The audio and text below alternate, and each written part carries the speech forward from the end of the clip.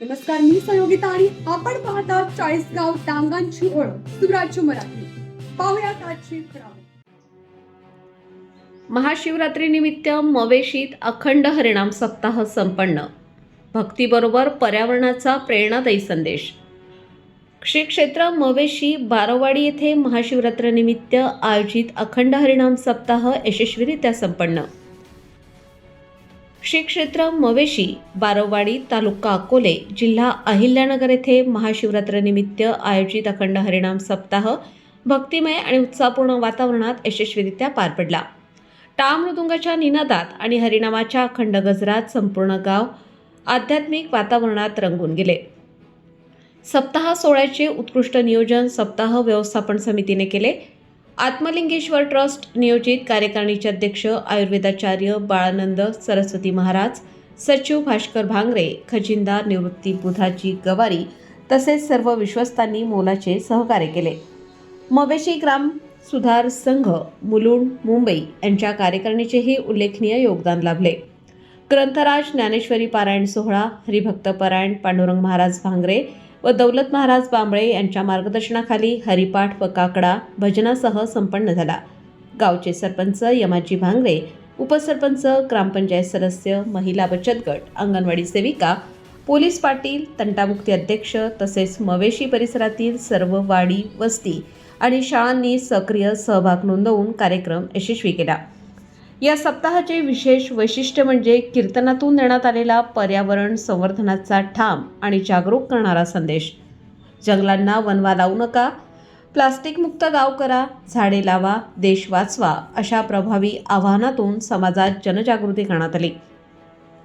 राष्ट्राच्या ऑक्सिजन निर्मितीत प्रत्येकाने खारीचा वाटा उचलावा असे स्पष्ट आवाहन करण्यात आले.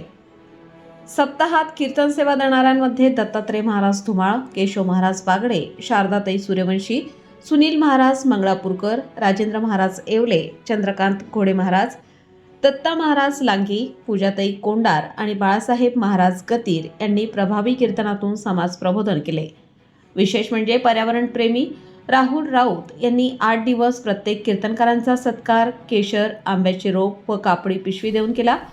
पारंपरिक हाराऐवजी झाड देण्याचा या अभिनव उपक्रमामुळे उपस्थित भाविकांमध्ये पर्यावरणाबाबत सकारात्मक आणि कृतिशील प्रेरणा निर्माण झाली.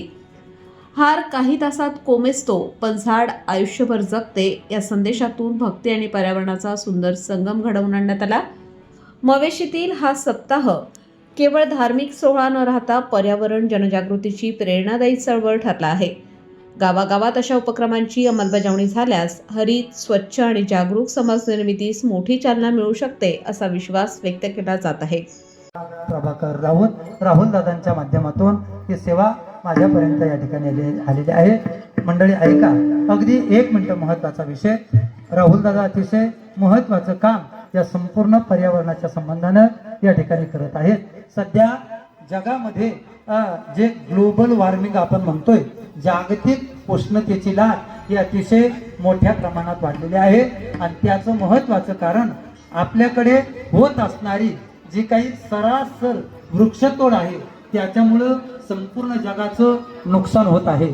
आणि मंडळी, जी वृक्षतोड राज्याच्या इतर भागात होत होती ती वृक्षतोड आता आपल्या अकोले तालुक्यामध्ये देखील होत आहे. ही अतिशय मला वाटतं खेदाची गोष्ट आहे. आपण काय करतोय, अगदी कवडीमोल भावामध्ये जमिनी मुंबईकरांना विकतोय आणि त्या विकत असताना ती लोक त्या ठिकाणी येतात आणि आल्याच्या नंतर एक 5 त्या काने घातला ते स्तुत्य उपक्रम म्हणजे तुकोबारायांच्या अभंगाच्या संहितेप्रमाणे ही त्या ठिकाणी इथली युवक मंडळी वागणारी दिसतात. वृक्षवल्ली आम्हा सोयरी वनचरे, वृक्षवल्ली आम्हा सोयरी, पक्षीही सुस्वरे आळविती. या तुकोबारायांनी सांगितल्याप्रमाणे अरे खरे सखे खरे मित्र कोण आहेत? वृक्ष आहे. आपलं जीवन वृक्ष व्हायचं नसेल तर वृक्ष लावा, झाडे लावा, झाडे जगवा. हो, ज्ञानोबाराय देखील हे सांगतात बरं. महावने लावावी, नगरेची रचावी, जलाशय निर्मावी, नानाविध सगळ्यांना ओळी पाठ आहे. महावन लावावी. अरे त्या ठिकाणी झाडं असतील तर त्या ठिकाणी गिरी देखोनी सुभरे मेघू जायचा. कुठल्या परिसरात पाऊस पडतो? ज्या परिसरामध्ये वृक्षांची काय आहे, दाटी आहे. मग ते वृक्ष नुसते पहाड, रुखरुखीत पहाड पाऊस पाडित नाही. ज्या पहाडावर वृक्ष आहेत ना, आणि ते वृक्ष खारे वारे मतलई वारे अडवतात आणि ते पाऊस घडवतात. हे इथल्या तरुणांना चांगलं त्या ठिकाणी लक्षात घेतल्यामुळे झाडे लावा, झाडे जगवा. आम्ही पर्यावरण प्रेमी अशा प्रकारचं त्या ठिकाणी हा अत्यंत गोड संकल्प आहे. संकल्पाचे प्रणेते आपले कोंढार बाबाच आहे, त्यांच्यासाठी टाळे वाजवा. आणि त्यांना सहकार्य करणारे काय युवा मंडळी, राहुल दादा. आणि त्या ठिकाणी राहुल म्हणजे सध्याच्या पर्यावरणाची सुंदर हिरवीगार चाहूल म्हणजे राहुल म्हटलं तरी चालेल. तर अशा प्रकारे त्यांनी हा स्तुत्य उपक्रम असा चालू ठेवावा. आणि फार गोड आहे. त्या ठिकाणी माणसं एक नारळ देऊन, श्रीफळ देऊन मोकळे होतात, परंतु प्रत्येक कीर्तनकारांना त्या ठिकाणी सत्काराच्या वेळेस श्रीफळाबरोबर अत्यंत सगळ्या फळांचा राजा आंबा, जो कुणाला येता जाता म्हणतो थांबा, असा जो आंबा, ते आंब्याचं काय जाते, केशर आंबा. आणि वारकऱ्यांच्या कपाळावर केशरी टिळाच असतो. म्हणून तुम्ही काय योगायोगाने चांगलं शोधून काढले, केसरी टिळा लावणाऱ्यांना केसरच आंबा द्यायचा.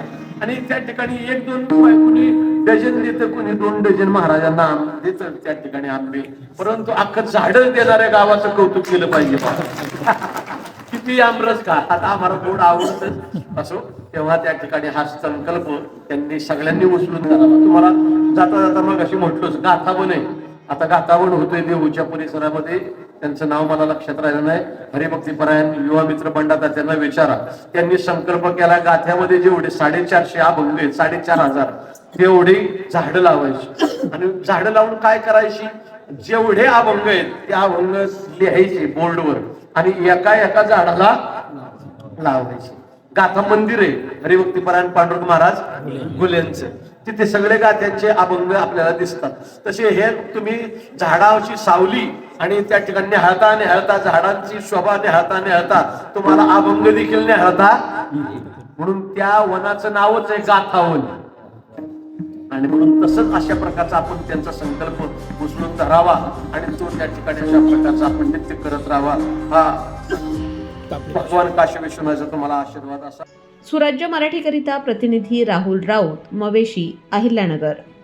आपल्या सुराज्य मराठीच्या YouTube चॅनलला सबस्क्राईब करायला विसरू नका.